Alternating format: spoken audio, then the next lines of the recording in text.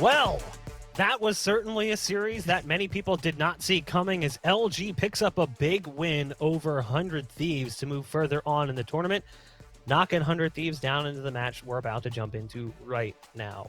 My name is Bach. Joining me on the show is Tanner Metro. Tanner, we haven't had a chance to work together on air yet, but I gotta say I've been impressed with what you've been doing here with us. So shout outs to Tanner as we get ready to jump into the third and final series for the day. Yeah, you're going to make me blush here on air. I appreciate you. Like you said, we haven't worked together, so this is kind of, I'm like a kid in a candy shop right now. Not only working alongside, but the matchup that we've got in front of us. I don't think anybody was expecting this, so it was a nice treat. Well, before we get into things, I want to remind you guys again about Nerd Street Gamers Summer Championships. We can't go very far without talking about that because it's certainly something you're going to want to catch if you can. If you missed out on the Nerd Street Gamers Winter Champs, Summer Champs are coming up this August, and you can qualify for the Summer Championships by registering for the next tournament at nerdstreetgamers.com/Valorant. It's nerdstgamers.com/Valorant. And those qualifiers will start kicking up in March. That's right around the corner.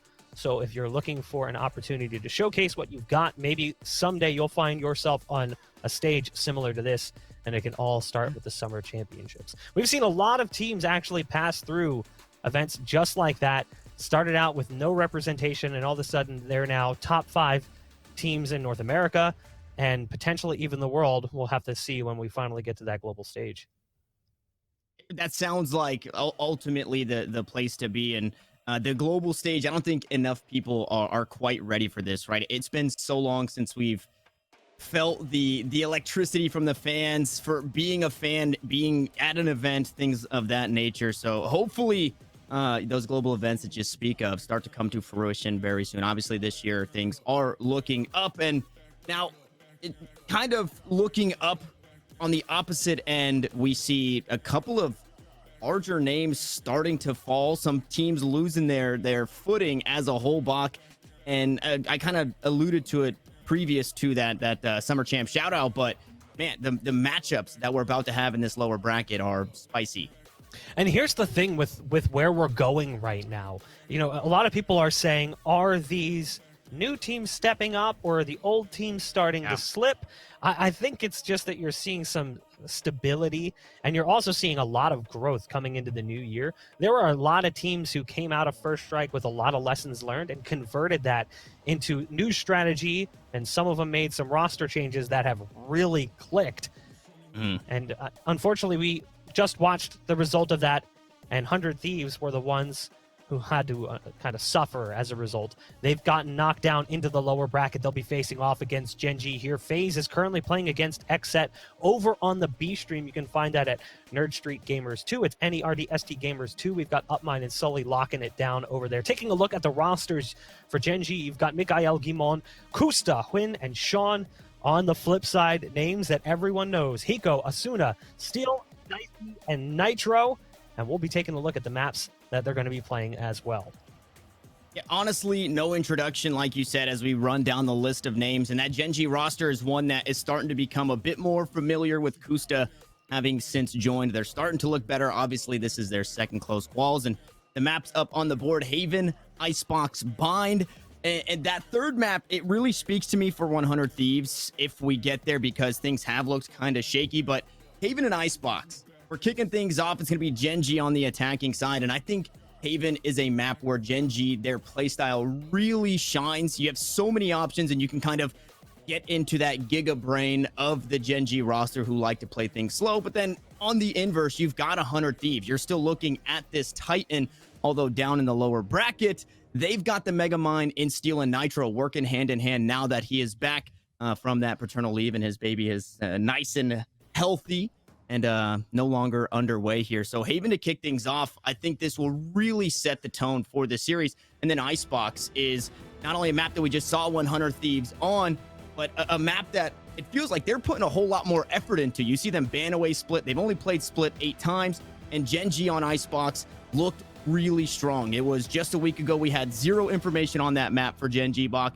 and now they're starting to get some wins. So this is probably, as far as map picks and bans go, best case scenario for Gen.G against this 100 Thieves squad. I'd have to agree. One of the things that I've really come to love is Icebox. Early on, I was kind of on the fence about it. I wasn't sure how I'd feel.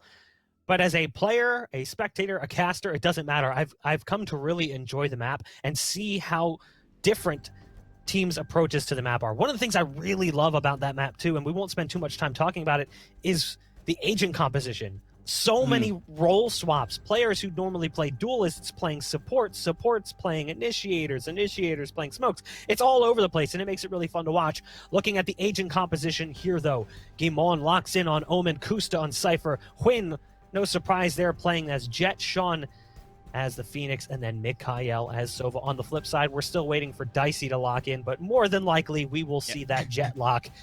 So we should expect to see mirror compositions here. And you can see him already hovering it. So there we go. The commitment from Dicey to go for that Jet commitment.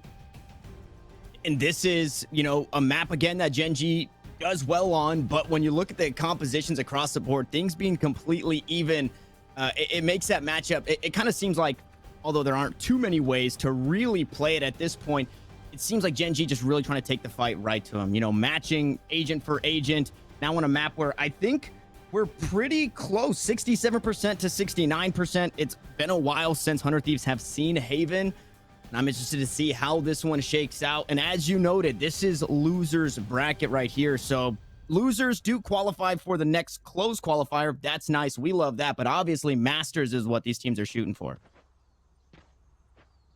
Well, we will kick things off with 100 Thieves, starting on the defensive side. I do like the switch from Steel's. For a while, we saw Steel playing as Killjoy on this map, and I just didn't feel like it really worked. I felt like Cypher was much more versatile on the map, so we've since seen him swap away from going to that dedicated KJ role. It is really good on the retake, but outside of that, it was kind of a one-trick pony on that A retake where you can kind of push them all over towards long into that corner. It looks like it's going to be a play towards A early on. You've got quite a bit of bodies built up on long, starting to force the fight. You've got two players here for the defense. Dicey may have been spotted trying to get around the corner, but it's Sean to pick up the kill onto Asuna. That's his counterpart on the other side, and now they're wrapping. And they've got to get Dicey out of this position. The tailwind to escape, but it's not fast enough. Can't get into the sewers quickly. And the spike will go down here for Gen.G. Yeah, and unfortunately, things not going even, and Hiko taking so much damage on the way out there as well. So that 3v4 doesn't necessarily feel like that unless Hiko can find himself a solid angle. And with the spike planted, everybody proper on this site for Gen.G. Drone going to try and find some information. When lower on HP, but he's got the stinger in hand, and it's the fall damage to actually find the kill onto Steel. Now it's all down to that low HP Hiko. Win to close it out, and Gen.G looking pretty solid here in that first round. You saw it coming. As soon as he leaps out, that peek comes through, and he just tries to turn backwards to catch players in hell as he lands, but gets sprayed away enough that his ankles break on impact. It's a nice round for Gen.G to pick up the win. 3 assists for Kusta, by the way, there in the pistol round. Now, here's the interesting thing. A lot of people have been mentioning this in the chat. This is on the previous patch, so the Stinger is pre-nerf. Even as someone who's played against it post-nerf, I gotta say, it's still pretty strong, and I would expect we'll still see a lot of it. But you're gonna see this pretty much all tournament long here for this second close qualifier. You're going to see that Stinger force up, and it's become so incredibly powerful and difficult to deal with. The early game economy right now in Valorant is so bizarre. We see a lot of these force buys back and forth, multiple rounds traded. The pistol round is not a guarantee for the rounds that follow.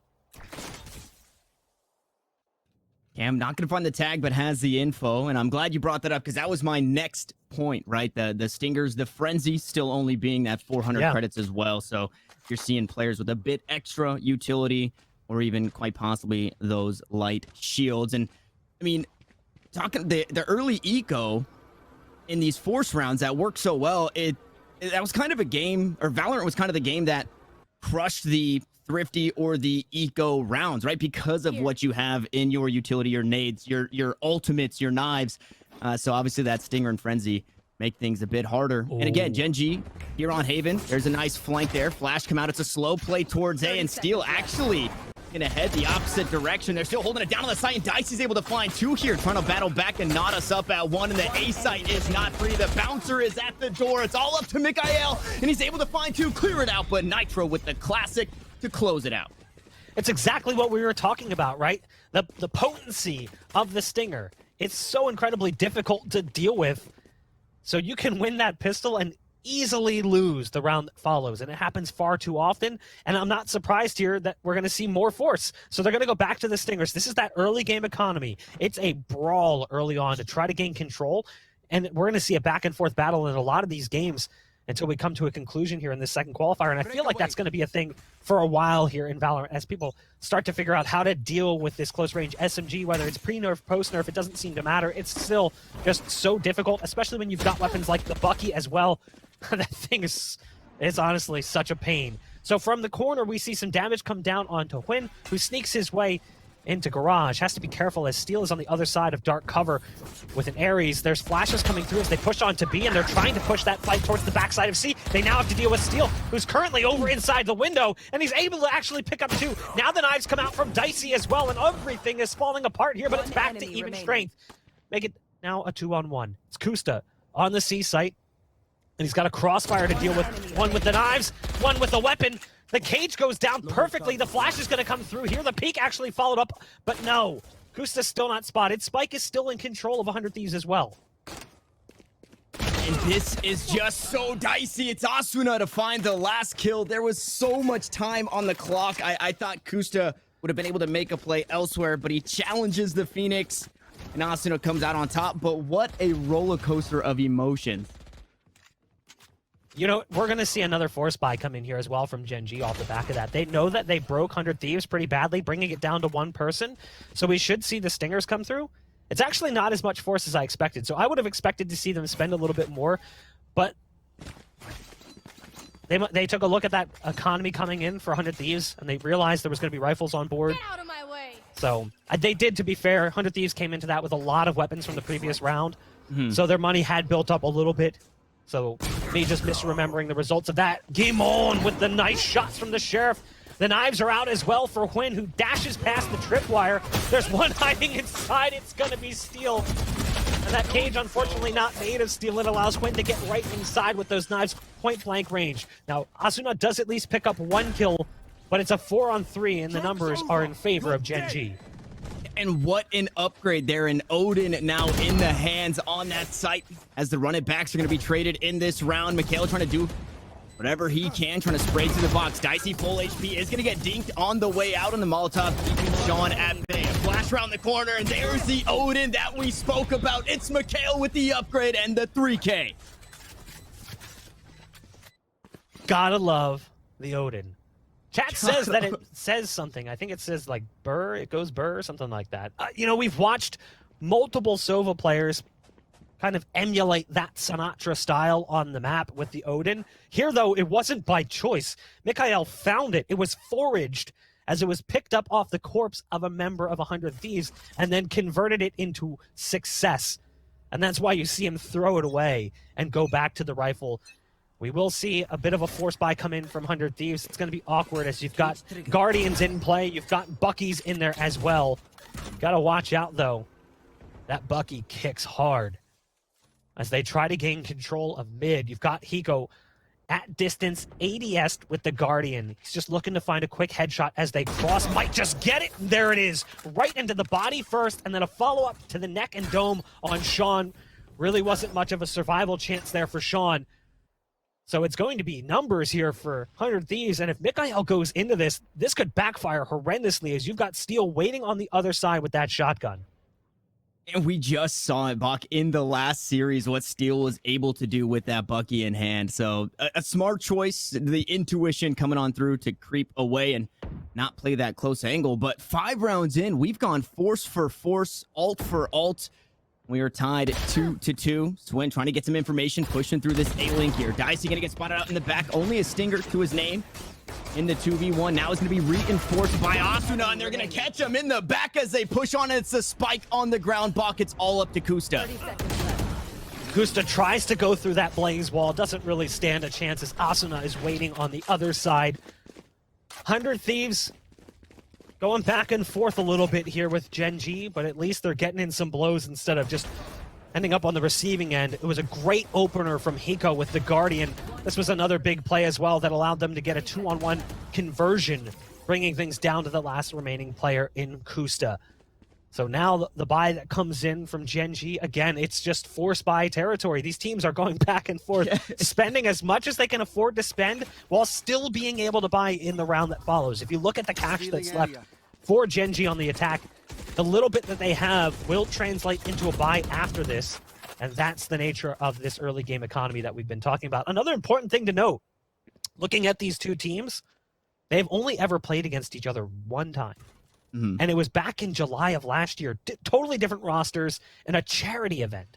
So it doesn't really count. In fact, some sites don't even show it as a match because it was that obscure. Here's the ult coming in as well. Hunter's Fury does go down. Dicey trying to dodge the damage on short, takes significant damage though in that fight. So then gets rounded on as they come through. Mikael picks off Steel on the flank, and it's a 4-on-2. With Gen.G returning fire here against Hunter Thieves. And again, that back and forth volley continues. Not done just yet in that back and forth. And again, this was the eco round to come out. Gen.G buying everything they could, now getting the upgrades that they need. And Kusta doing everything he can to right his wrongs. Eco once more finds himself up in heaven in a clutch situation. It's been a while since I've seen one of these. Eco working against the clock now. 90 HP. Got some armor to his name. They're going to hear him jumping on down. He's got to play. There's the first kill coming out onto Win. Able to sneak away for now. The Hunter's Fury going to try and find the tag, but he's just going to get dodge, duck, dip, dive, and dodge. He has to do something. He's running out of time, and I don't know if Hiko's got this one here. Halfway on the spike. It's Mikael to close it out. And Gen.G tie us up once more. Mikael played that a little scary. He's low on HP. He's got to be careful going for that jiggle peek. Hiko even, though, popping that ult, that got scary. Because you could see the thought process from Mikael. He wanted to wide swing him and catch him from behind that box. That's why he goes for the cancel. Doesn't call for that third pulse. It's a round for Gen.G, and again, it's that back and forth nature. They almost gave him one-on-one. Well, they did give him one-on-ones. I mean, the way that he drops into the site, it was a bit of a misread there and a miscommunication, as their Sova should have peeked. Mikael likely should have peeked from long with the jet peek, but it didn't come through and it almost cost them. Ult pop from Asuna, gonna spot one right around the corner. Great damage being dealt, but no kill conversion on the ult. Yeah, a favorable trade, and in Garage, another favorable trade here, as it was an ult for some HP and a kill for kill over towards this C site. Now, this is not what I was expecting, as Nitro takes down Guimond, and unfortunately, to be locked down inside. No, able to find another kill on the way out, and Nitro has been on fire since his return, and it doesn't stop here on Haven, but Kusta finds the lurker with a lurk of his own. I like this play from Kusta as well. He gets far away and dodges a knife too as he jumps up into the window. Now the dart was in Hwin. He has to be careful as there's players already moving out onto the site. There's the tailwind and the updraft from Dicey. Smoke's gonna go down on the spike. He knows that his target is at least a decent distance away, so he initially sticks it, pulls off after getting it halfway. It's now up to Kusta to try and stop this one, and he's not gonna get there in time. Dicey just picks an off angle, sticks the defuse, and that's a round stolen away a bit by 100 Thieves. When do we get a chance to breathe? It is a very fast-paced game, right? We haven't really seen those, oh, this is a guaranteed easy round, because they haven't saved. It's been all force buys. You know, even when their money was tight, they were still able to get at least a couple of stingers into the mix, but they'd get 2 or 3 stingers and a rifle or 2. No ops yet, but I don't actually want to see that. I kind of want to just see this rifle play continue. Yeah, oh! Asuna finds the kill, Win popped the blades, went up top, off the top ropes, but Asuna had the RKO in return. This was a round I thought was going to go the way of Gen.G because of those knives, but Asuna with the quick flick, able to shut that down, and again, it's an LMG in the hands of Steel, and Gen.G, and now we get a chance to breathe, I think, Bach, right? Because they have to play this one slow, being down a player. They desperately need to find an opening. They're going to be moving towards long A. They're just walk peeking that one. That's the opening they needed. Now, what they don't anticipate potentially is Dicey in this position. So Dicey may be able to convert on a few here. Does pick off one, but no, as he falls off the box, not able to find another. Now, in the meantime, he got some support from Spawn, but it does all fall onto Mikael. The problem is that the spike is all the way across the map, and the hat's been tossed out from the Cypher, so the location is given away. He's got 40 seconds, and he's really got to book it if he's going to get there in time to grab that spike and guarantee a plant. This round should not be winnable in any way. 100 Thieves has set up perfect post plants that even if he wins a one-on-one, they should be able to stop the plant.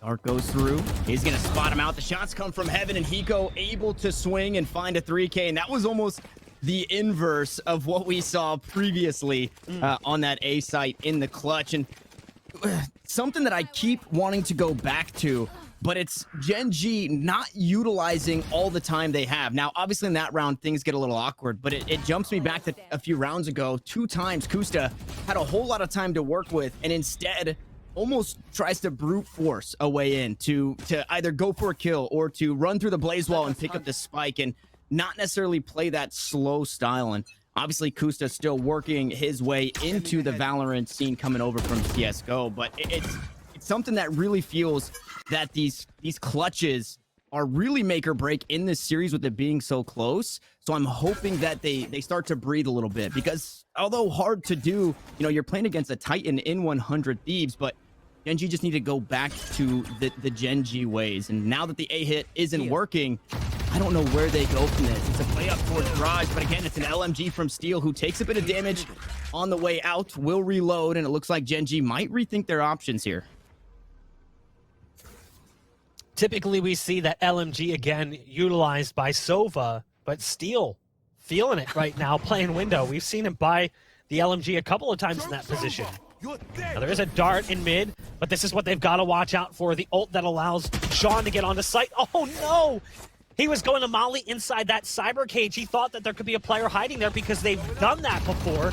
And instead, the ult doesn't produce anything. So there's no space gained, which means they're likely going to back off of this and rotate out and play towards another site, hoping that they pulled resources away, especially with Kusta being in this position. Didn't even see him on the minimap. He's able to get into this spot, guarantee A site control. It's surprising that we haven't seen more resources dedicate there so quickly, because they're getting down to now 17 seconds as they go for the plant, but there is time as they dedicate it. Now that's a big shock dart kill coming out onto Kusta, and a follow-up as well that does more damage. Blaze wall to come through as well as the smokes start to fade. This is scary right now for Gen.G, as 100 Thieves will be able to retake pretty easily with what's left here for Gen.G. And a beautiful arrow gonna force Win out of that upper ground advantage. Mikhail from downtown, though, finds a double kill. Unfortunately, one was on his teammate, so we're still in a 2v2 on the site. Make it a 1v1. Sean needs to come up clutch here. It's the Stinger. What better than, Bach, the Stinger to close out that round? And Gen.G, that's what I was talking about. They use every single second that they have. They use the entire space of the map. That is what makes them so strong on Haven. They allow Kusta to find that lurk over towards the A site, and it was a close one, but they ended up finding a round win, and that's the Gen.G that I want to see. And that can be a blessing and a curse playstyle. We've seen that from other teams where they let the clock tick down almost too low. One that stands out to me is the more recent T1 roster. They are very, very methodical, almost to a flaw, coming down to like 10 seconds when they finally get onto the site. And we've seen takes like that with 100 Thieves as well. But Gen.G play that clock slowly, and they leave themselves just enough time to switch back across. It was the lurk from Kusta that set it all up. Here, though, it'll be Guimon who picks up an early kill, giving Gen.G an advantage. Sean is still holding it. Oh, almost. Almost had the timing right to catch Jet on the cross. Quinn in mid will spot out Steel. The camera ticking and ticking up in the corner. They've given away the position of a player on the B site. Meanwhile, Hiko's been spotted out by a dart. Has to be careful as he can. He's on the Guardian. And they're going to just waltz their way onto this A site. Split presence early from Gen.G is what allows them to get onto A so easily. It's a 5-on-2 with the flank coming through. Might net a kill onto... Yeah, at least that's a weapon upgrade for Nitro.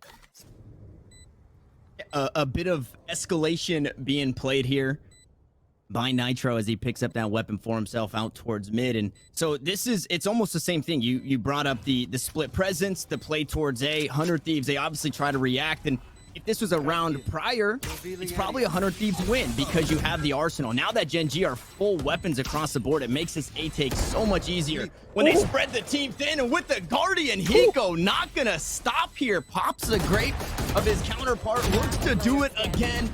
Now running out of time, I believe it is just going to be the save. No, Nitro goes for the heroics, tries to take away the weaponry of Gen.G. And once more, Bach, we are all knotted up. I love Gimon's attempt to port away from the spike, knowing that he was destined to die to it. But again, like you said, all tied up in a knot. This will be the lowest buy we've seen yet, and we're in round 11. That's how bizarre this first half has been, with the 4 spies back and forth, the momentum never really favoring one team or the other, the constant shift, the scoreline looking like a zipper. As we come to round number 11, there's a deep dart going down. This shock dart might do some damage to one that's inside the door, but it actually looks like it sails past him just a bit. They're going to be working towards C, where you've got 2 players with a third playing support, so this is actually a little bit scary. Dicey, who's right around the corner, only has a classic but could upgrade early. Unfortunately, spots the barrel first, so it doesn't go that direction. Meanwhile, Phoenix tries to come through with a curveball, and Huynh is just cleaning up at this point. He's got 3 on the round as Hiko is pushed back by the shock darts. Gen.G have sight control again. And you've got a bit going for you. Hunter's Fury available, but again, not really a round you want to do it in. Unfortunately, Steel not going to find any value. It just seemed that knowing that 100 Thieves on this eco, Huynh snipped it out so beautifully. He creeps up, he spots the classic of Dicey in the corner. He even sends some rounds down range over towards that mid garage area, thinking somebody might be creeping up trying to catch us off guard through the smoke. So incredibly heads up on an eco round for 100 Thieves, and that is kind of what makes the eco rounds go your way sometimes. That element of surprise as Steel was trying to get in there for a ninja defuse. Unfortunately, not going to get it done, and it will be closed out. Gen.G find themselves now in a lead here, and it's been quite some time since we've seen either team, but it was the pistol round, 1-0 for Gen.G. Now they're up in the last round of the half block against 100 Thieves here on the attacking side. They get to defend here in a second. And again, just want to highlight the fact that that was the first quote-unquote save. It was pistol armors, there was a shotgun in there, and I think maybe 1 SMG, so there was still some money spent, excuse me, but not as much as we'd seen in previous rounds. This is the first round we have an op purchase. It's the last round of the first half. That's just absurd, the way that this game has been paced thus far. And you've got an aggressive play. You're going to see the op picked up actually on both sides. So it's a game of chicken right now between the Jets. Who will peak first? You can actually just look at the vision cones over on C, and it's just a matter of time before one of them finally gets bored and changes position. And in this staring contest, it's going to be Dicey who wins. Huynh decides to back off and starts working towards A with the rest of the team. You've still got a lurk coming through from Sova, who's on the other side of the door, sitting inside the smoke. There's an owl drone going in, trying to keep them glued and committed to this C site, trying to keep them honest. As you've only got one player playing defense, look at the cam. It's the high cam that should spot out everything. Now that they're moving in, they're able to spot them out. Asuna goes for the ult pop. Run it back doesn't really produce the success you'd hope for. Huynh gets spotted by the tripwire and dies. That's the ult going away as well. 30 seconds left. Does not feel great there to have those knives down. Operator also taken out. So is Kusta. Hiko gonna find that kill, but the imposter will fall as Asuna goes down almost immediately in response. A 3v2 though for 100 Thieves, and you have to plant the spike here if you're Gen.G. You're running out of time, and you know that the push is gonna be coming. The dash out onto the side of Hiko with the shock dart and Nitro to close it out. So Dicey's efforts rotate in all for naught as we're all knotted up at 6s. And we are going to throw things to a very quick break. When we come back, we'll jump into the second half to see if one of these teams can actually maintain control of that scoreboard. Stay tuned.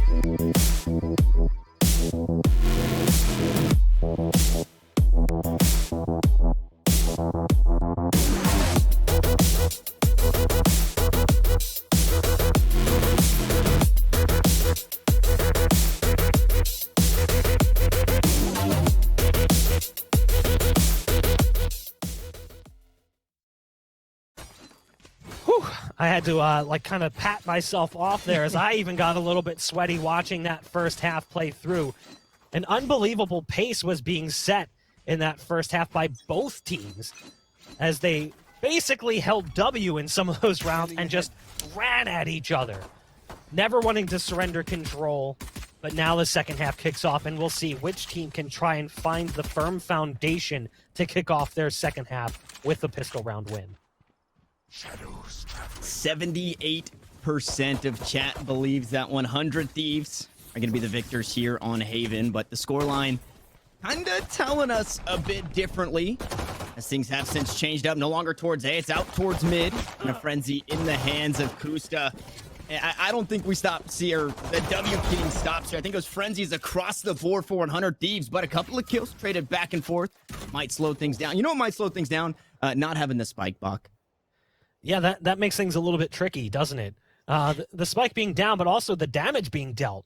Phoenix down sub 50, still on 3 health, and the Phoenix already used hot hands for the heal. And I don't think they're going to be prepared for this aggressive play from Guimon, who's pushed up. Guimon just has to be patient. No, don't do it. All right, well, now Guimon has to make a move as he's stuck in this corner. Now they're going to send some shock darts into that corner, but it only does 5 damage. Nice headshot around the bend onto Hiko. And again, low HP for 2 of the players remaining here. So what do they decide to do? They're going to see if they can get on this A site. A site is completely empty at this point. So Gen.G is going to have to play retake. Once Nitro takes out this tripwire, he'll be able to sneak onto the site, and he'll start pulling them 10 over. seconds left. But what can Steel do in the meantime? Look at Steel's lurk coming through window. Never mind. Steel can't do anything. He's 3 HP and he gets shot in the head. Yeah, that was a tough one. It was... You'd really be hoping for a lot from Steel on 3 HP to be able to find anything there. And unfortunately, that lurk goes a bit awry. Zasuna looking to peek up the back end of the paranoia, but unfortunately, Kusta is there to help his teammate out. And it's all up to Nitro, who's been pretty solid in the multi-kill category, able to find one, not the second. Gen.G gonna grab yet another pistol round here on Haven, and yet another lead.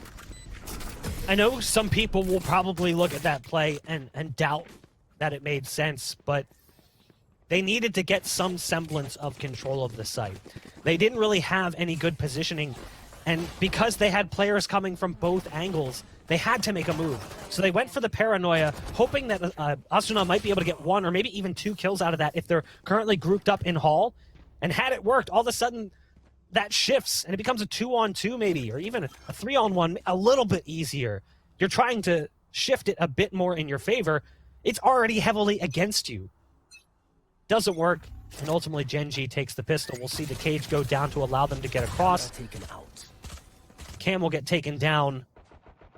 The dart was in there first.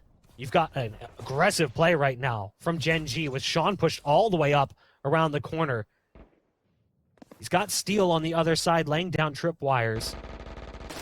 Asuna, who had pushed through, decides to back off, but it's actually Nitro picking off Kusta again. We saw this before. Gen.G did not fare well after winning the pistol. They struggled in the round that followed, and Steel's got a great off angle here to potentially catch one as they try to come through spawn. In full armor picked up on top of it all, so not opting into that. Sheriff and is able to find 1 kill, is going to pop on out, and Win is there to trade it right back. So the 2v1 goes in favor of Gen.G, and this is, again, force on force just because of the state of the game right now. But what's more interesting is even the winning teams in the pistol rounds, they opt into these SMGs. They opt into Stingers a lot of the time. So we're seeing the impact that gun has as a whole. As now it's looking to be a quick hit over towards A. They have Win to worry about, but 33 HP isn't a whole lot to hold it down. It's going to be quite some time. Oh, he's actually blinded by the paranoia, but still finds a kill, and the rotates are still coming through. He needs help, and he needs it right now. Who better than Mikhail to close it out. That surely looked like a 100 Thieves round win, but Gen.G figure it out. These rounds, my goodness. You mentioned it. Like the Stingers coming in for the team that wins the pistol. They're facing off against an almost identical buy at times. But this time around, they stabilize. That's scary for 100 Thieves. That means an eco coming through and a big bonus round, potentially, for Gen.G. So they went to that force, and you could see the survival rate for Gen.G was high. That's why you still got a ton of Stingers in play. And if they can pick up the win here with a lot of bodies up as well, that will not bode well for 100 Thieves moving forward. It will allow Gen.G's wallets to balloon just a bit. But pistols, still incredibly powerful at times, put in the right hands. The Sheriff can be insane. Look at a player like a Proto who's picked up incredible clutches with just a Sheriff. Now, the burst fire stinger from distance does result in an early ding shot for Hwin, but can't convert and finalize that kill, so it's just damage dealt to Steel. And you can see bodies starting to build up on A right now. It looks like they want to take advantage of that early damage that was dealt to the Jet, who was playing on A-side defense.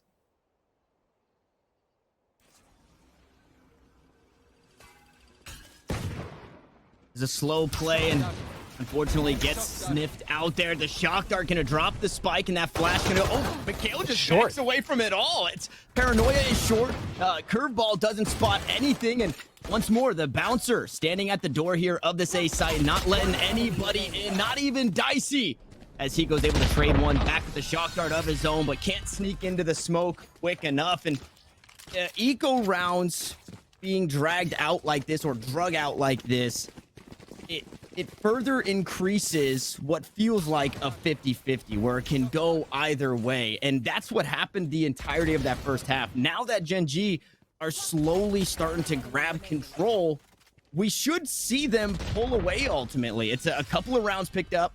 Now 6-9 the scoreline. Sure, it's rifles for 100 Thieves, but if you're Gen.G in this very, very momentum-based game, I think you have a lot going your way. And Buck, 3 rounds into the second half, we've already got an operator. Yeah, when it took us 12 rounds in the first half to see an operator purchased at all, and it was both teams that had it in that scenario. By the way, chat, take a look at the scoreboard. Keck W's in the chat. It's your favorite number. As we see Sight get taken quite easily. Steel's going to be set up in mid. Oh, he was spotted. Or was he? I thought for sure they saw him, and they did. Okay, so that's actually a big conversion. That's the SMG pickup for Gimon. Asuna actually uses the ult, walks through into garage. What they're not anticipating is a second player behind him. So that's actually really well set up. The dart will go in, and there's ults being popped on both sides. Sean's just going to charge in. Doesn't seem to care. The run it back works out nicely for Sean. And we're now in a 3-on-2. Spamming towards the spike, but there's no one currently on it. You've still got Dicey inside. Short Hot Hands goes down to try and slow him down. Curveball around the corner as well. They tap the spike again one more time, but it's all down to Gimon. Great damage coming out from Dicey, who finds 4 on the round.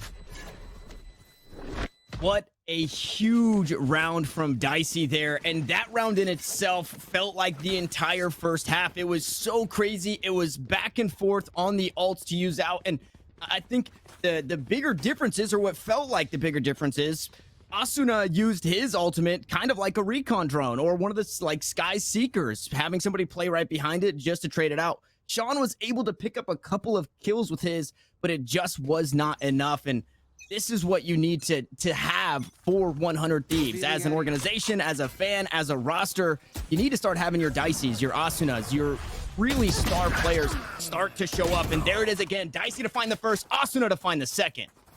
A great read and a nice change of pace as well. Asuna's already up on site. Quinn right around the corner, though, has the perfect gun for the occasion. It's the Jet.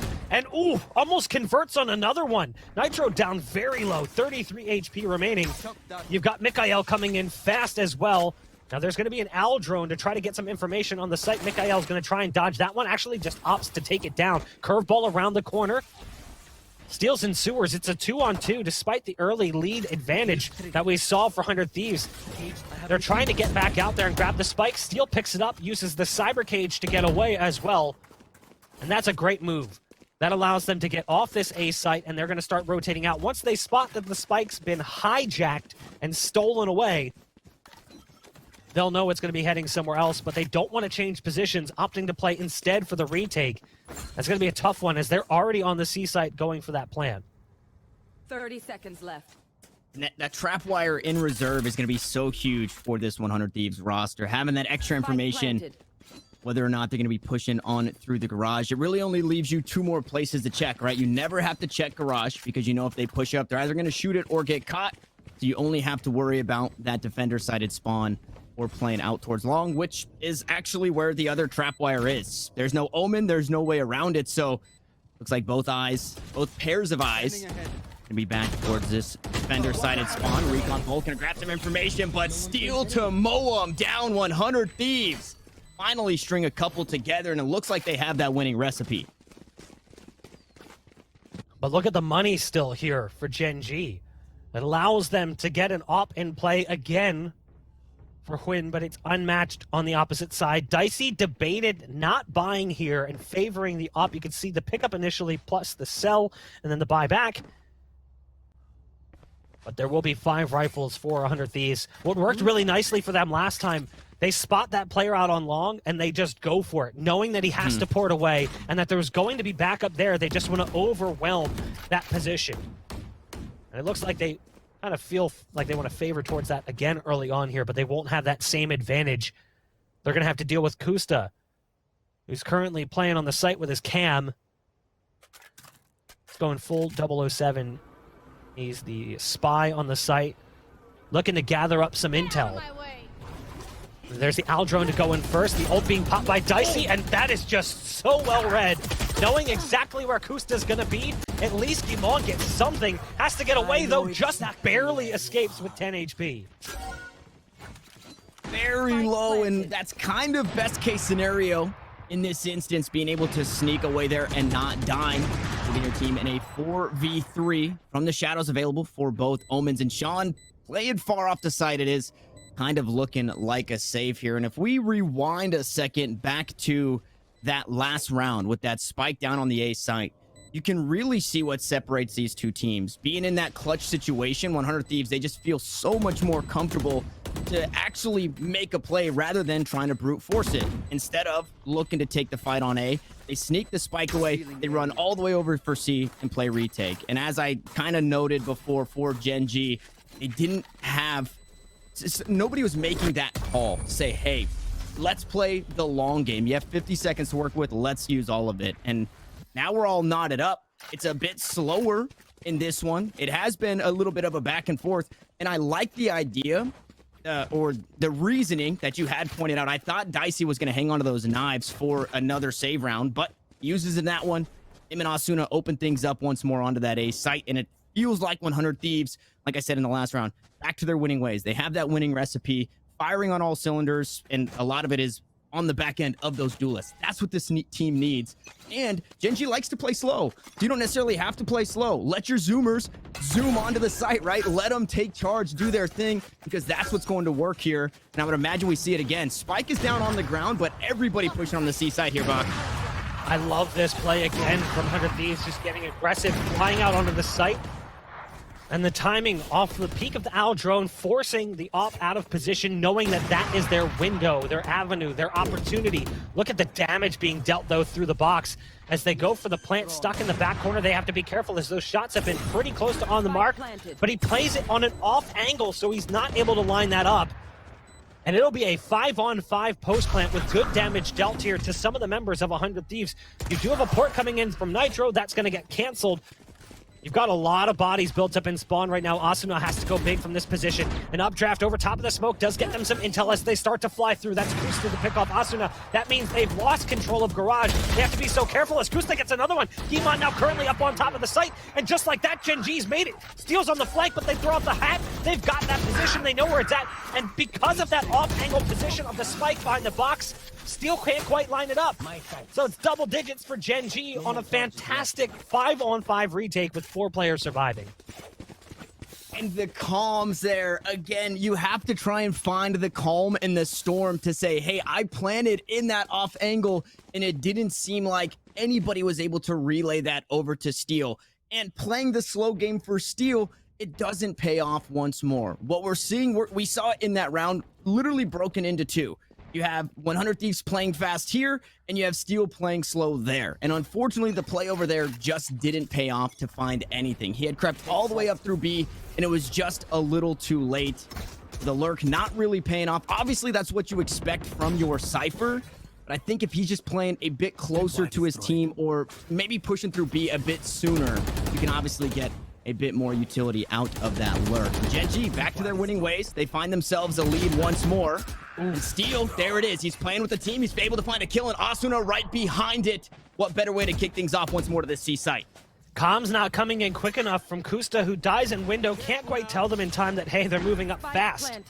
So he doesn't get that information out, and that results in his teammates' demise. And honestly, looking at the scenario, this is not an advisable retake. You've got players way too far away. It's looking like they're just going to set up for exits as a result as well. This round came together too easily for 100 Thieves. Even though they botched the Al drone coming up initially, not landing the dart that would maybe force the Omen out of position, they still managed to make it through, and a large part of that is what they were able to do in Garage. Kusta had fantastic timing, sneaking back up into a dark cover that was in window, but then gets moved out of position because of hot hands that comes into the corner, and rather than fall off and play towards stairs, tell Gimon they're moving through, he tries to take that fight knowing that he wants to help out his teammate. It's an understandable play, but loses in the battle against Steel, his Cypher counterpart. So now, again, we are back at a tie score. 10-10, 100 Thieves and Gen.G, neither one willing to surrender scoreboard control. And it's a 1-for-1, a 2-for-2 here. We go 3-for-3 in the start of this second half. Now back to that 1-to-1 ways. If you're Gen.G, you cannot afford to give up two more, obviously, so you need to be able to reel this one back in. They have the economy to do it, Bach, but going into that next round, only a couple members can really buy. So this one going to be important, and Dicey finding that kill is just as. John's able to trade one back onto Steel, and Asuna looking to play aggressive, gonna get tagged out by the trap wire. Curveball coming on through. Nitro playing the off angle out towards A, is able to open things up, and 100 Thieves back in the driver's seat. Oh, look at this lurk from Kusta, though. Kusta, he goes the wrong direction, but he'll be able to get this intel that they're not mid. So he'll be able to call this out. But unfortunately, if he had gone the other direction, might have had a better lurk. He'll still be able to go up into the window, but the delay it's going to cause will be potentially problematic. He's going to get there in time to catch out the Sova, and if he's patient, should be able to find a multi-kill out of this. It's all about timing. No! He gets spotted out. Now he has to be careful, has to back off. The Al drone ending at the perfect time. Kusta's still able to convert onto Asuna, who is around the bend, and you know he wants to spray through that wall, but it's Sean on site trying to give Kusta a fighting chance. It'll come down to this, a one-on-one between Kusta and Dicey. Dicey at full health, 1 kill away from the blades as well, so picking this one up could feel nice for the next round. And Kusta had been struggling on defense, or on offense, excuse me, to find these clutches. Now needs to do it on the defending end. 0 utility to his name and only 70 HP. He does have quite a bit of time. And Dicey holding this angle knows this is really the only way he can come from. Unless he does fake the defuse here. Kusta gonna push on through. He's gonna swing through. He's gonna find the kill. Kusta goes huge. He breaks his ankles, but it doesn't matter. What a clutch. Chat was probably freaking out about the 1v1 between these two people not that long ago. If you remember, it was on the opposite side. It was in the first half. Kusta was the one on long. Dicey was the one diffusing, and in that instance, Kusta lost that battle, but here he makes up for it. Gives his team control yet again, 11-10, and it was a lot of strong work on the long lurk in combination with Sean, who was on the site, but so incredibly well read by both players. Both of them had that set up perfectly. It was just going to come down to who wins the fight. And surprisingly, despite the low HP, the fast fire rate on the Phantom converts a headshot early that results in success for Kusta. So now you've got Gen.G 11-10. They are 1 round away from guaranteeing overtime here. This is just map 1. I was holding my breath the entire time. I didn't get a second to breathe, and that's been this entire game. Now we see adjustments being made. Hot hands go through to try and stop that spike plant, but not going to be the case. It's a very fast plant onto B. Nobody really here to answer, and Asuna anchored on this site. Everybody playing off. This is really good post plant, and ultimately the only post plant that you can have. But Kusta again finds the lurker in steel and looks to put his team in a winning situation. Oh, Sean picking off Dicey as well, who had the ult. Quinn's got the knives out and says, I'll see you one and do even better. They tap the spike, but they know they can't stick it. There's one out of the window and one still up inside. They have to go for this 1-to-1, and they grab it. Shock dart, no, it's in. They're not gonna have time. 100 Thieves win the round off of an impressive fadeaway coming in from Hiko. He may have died in the process, but it's a round conversion.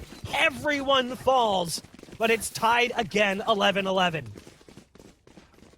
If you are not pog champing in your chair at home, I don't know what you're doing. The fadeaway there to find the kill with just enough time. And once more, Kusta finds himself in his efforts going for naught. And once more, Bach, it was the 3-for-3. Now it's the back and forth, the 1-for-1. This game has to go to overtime. I would be upset if it doesn't, and I think that's exactly where we're headed. Unfortunately, it's going to take a Herculean effort. Being on the defensive side for Win, obviously that judge does get some value. I'd be a little more afraid, okay, they're actually going to shake some things up, toss some things around, but you see a judge and a stinger. That Arsenal, not looking great. Not only this round, but that next round, as they do have that tactical pause. Gen.G, thank you for that, so we can catch our breath, just as I'm sure they're trying to do.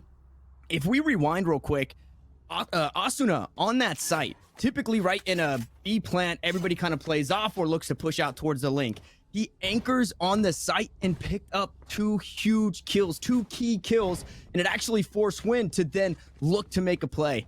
And something that has just been resonating with me for so long is the saying, make them make a play. If you force them to make a play, they're either going to do it or they're going to fumble it. And if you're just giving it for free, and they don't have that opportunity to fumble it. And I think that's what Asuna did perfectly there. He forced Gen.G to make a play, and ultimately it ends up working out for 100 Thieves. One of the biggest things they did too is they forced the ult out of Hwin, and now he doesn't have that. So now he has to use the judge instead of having the knives that could definitely result in a greater level of success. Not only that, he would also have some money to drop potentially for one of his teammates. Now he does end up switching things up, ends up getting a Phantom out of it. Look at the setup. It's a 5-on-5 post plant again. This time they're waiting for this peak to come through. You've got 2 players here. It's masterfully set up. Sean does pop, run it back, and starts to run into the site. Knows there's one inside the cyber cage. They try to get out onto the site. Kusta's here with the judge, but it's not really going to work for too much longer. Mikael doing what he can. It's now down to Sean. It's a 1-on-2. Nice flash around the corner, but the damage is dealt. Hold on. Sean still has a chance. Plays wall going in. Hot hands as well. Taps the spike. Knows the recon dart's going to give away his position, but doesn't seem to care.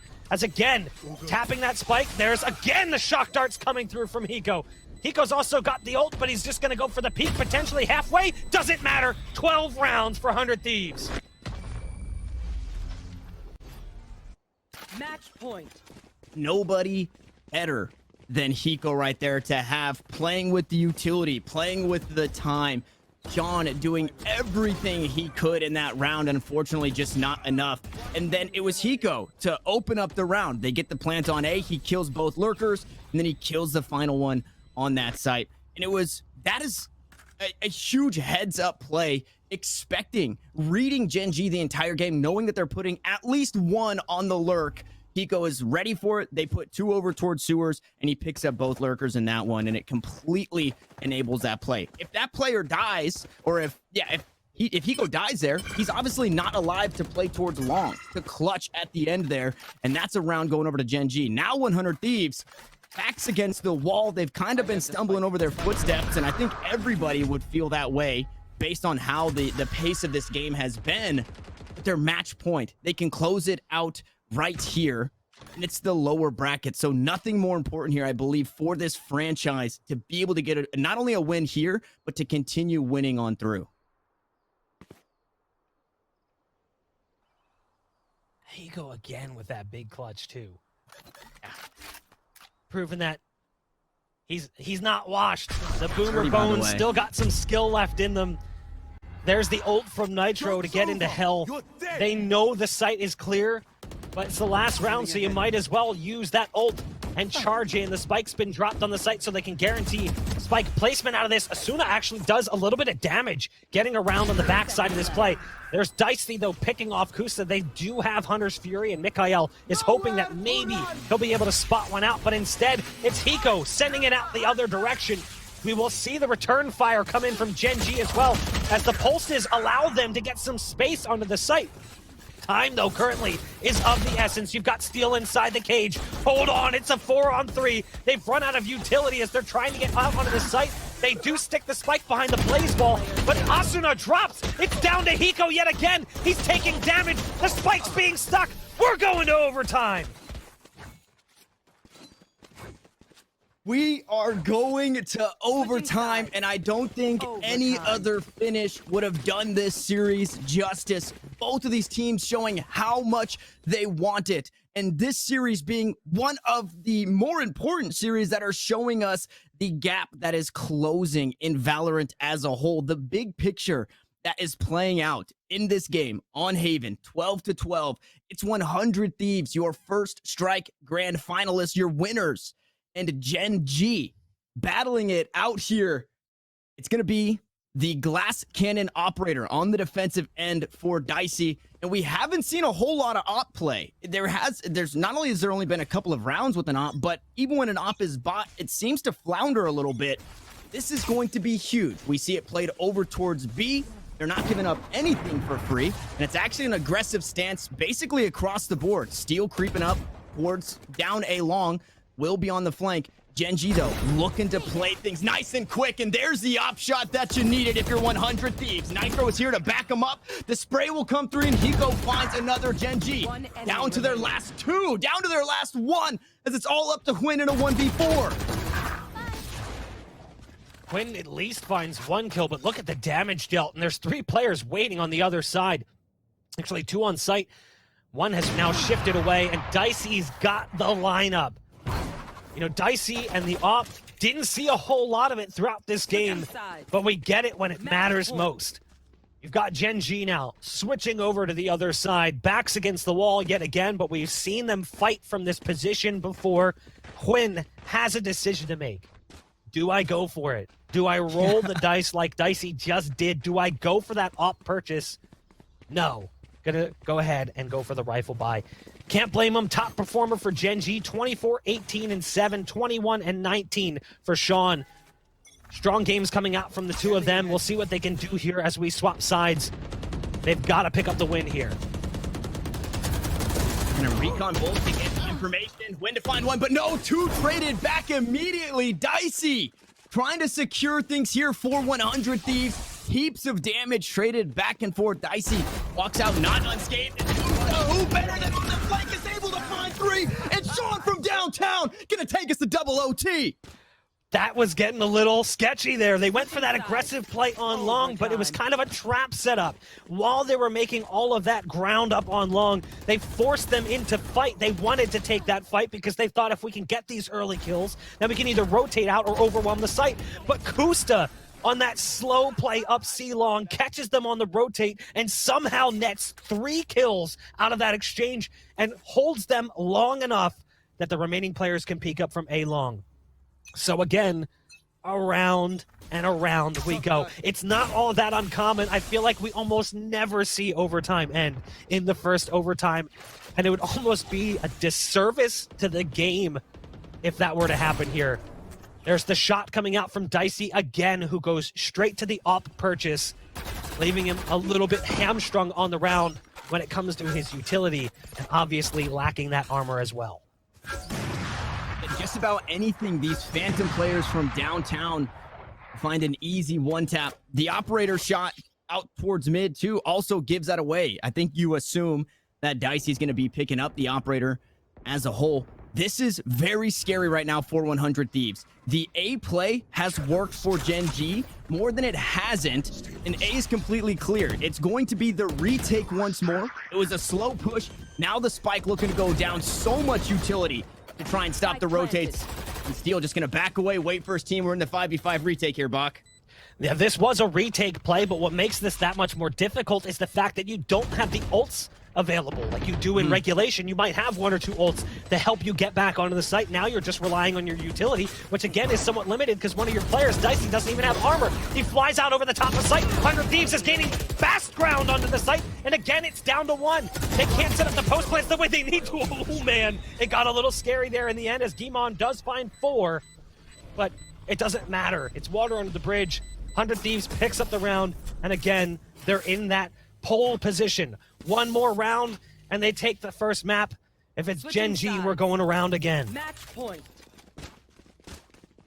Wow. That was, I mean, what a nice cherry on top there for the massacre on A site. Hiko just walks on through, picks up that last kill, able to grab the defuse, all calm, cool, and collected. And Gimon almost grabbing an ace in what feels like the most important round, right? It's been the defensive side that's obviously been coming out on top for the most part. So you pick up a win there on attack, moving over to defense, they'd probably be feeling really good. Now on this attacking side for 100 Thieves as we swap over, Win opts into the operator this time around, feeling aggressive, but takes so much damage. 60 HP on the Jet is all he's going to have to his name. And it's another posture over towards A for 100 Thieves. But with all the utility used, knowing that the operator is there, it would not surprise me if they choose to go elsewhere. I think they're trying to follow up with what they did in the previous round, looking for Kusta on an aggressive C play, but this time Kusta's not doing it. So Kusta's playing a little bit more passively, which is good because he's done that play quite a few times, and while it has worked, it's also quite risky. So there's a Blaze Wall on Hot Hands down, but a counter Hot Hands comes through to slow down the push, and that keeps 100 Thieves at bay for the time being. The problem is that you've got one player here, Quinn, who's already low on HP, does go for that op purchase, and again, we talked about this, don't have any utility left after that, doesn't even have the tailwind to utilize. This is a very risky peak. This is a make or break moment. Missed shot, tries to get away and can't, so ends up favoring a distant target instead of the one that was waiting right around the corner. Obviously had no idea that Steel was in that position, so we will find ourselves in a 4-on-4 retake on the A site. And this could be it. 100 Thieves getting that plant down. They only need to find this round win to close things out here on map 1. It's felt like such a long journey, and Steel, happy with the upgrade, finds a kill for himself, cuts the numbers down. Dicey is there. Mikhail was low. Now he was gone. And it's all up for a 2v4. Gimon not going to be good for 4 this time around. Who better than Steel? He creeps on up. He finds the 3K. And 100 Thieves will close it out in OT. What an incredible first map as 100 Thieves picks up the win, but it takes overtime for that to happen. And not only that, double OT. Steel swaps to the op, almost got in trouble there. You could see him, he was looking down, looking for that cyber cage, couldn't trigger it, a little bit too close, had to back off, then trigger it, and go for an additional peek. Ends up swapping to the rifle in the end, and finds the last kill on the round. An incredible first map that really sets the pace for the series. The question is, can Gen.G return fire in that second map? Yeah, that's going to be the biggest thing, right? I believe that second map we're headed to is Icebox, and it's a map that I think, most importantly to this matchup, I think it kind of goes for most teams, but for this one, it's still kind of a question mark. We still have teams that are trying to figure out how to play this map. 100 Thieves have been leaning a bit more heavier. I don't know how much they're practicing on it or scrimming on it. But what I do know is that they're doing it more than they're playing on Split, because they just banned that bad boy away. So you would think that Icebox is a map that we're starting to see teams invest in. And for Gen.G, on the opposite side, like I said, 2 weeks ago in the last closed qualifiers, we had zero information, and I think they were playing Sentinels on it and picked up a win on Icebox. So a map that I want to say Gen.G is to kind of figure out a map that Gen.G is trying to figure out and putting a bit more effort to. And if that is the case, we could be going to bind for map 3. I'm looking at their recent map history on Icebox. They did lose to Immortals, but they did beat TSM. They got blown out by Cloud9 Blue. But again, you go back to that first time that we've seen them play the map, it was against Sentinels, and that's a team who plays that map pretty frequently as well. 13-9 victory for them there. In the meantime, also over on the B stream, we actually had Xset pick up the big win over FaZe, knocking them out of the tournament 2-0, which is surprising because looking at the way that that game started out, it was 8-2 at one point in favor of FaZe.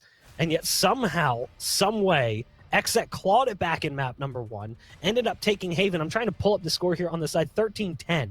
That's an incredible run. They won the last 3 rounds of that first half after only winning 1 round prior to that, and then just basically went on a strong streak, only surrendering 2 rounds over to FaZe on map 1 before going into bind and winning 13-7. So shout-outs to Xset. Unfortunately, commiserations for FaZe as they have been knocked out here from the closed qualifier, but they will be competing in the upcoming closed qualifier as well. So it's not over for FaZe. They've got one more opportunity. We are going to go ahead and throw things to a very quick break. When we come back, we'll be jumping into map number 2, and I am excited because I expect map 2 to be just as good as map 1. Stay tuned. Oh, baby. Contrast stitching. Curves that'll hug your body. Adjustable arms. Custom embroidery. Memory foam pillows. Changeable color inserts. Lay flat. Recline. Removable logos. Soft, durable material. Yeah. You like what you see, baby? Zip chair.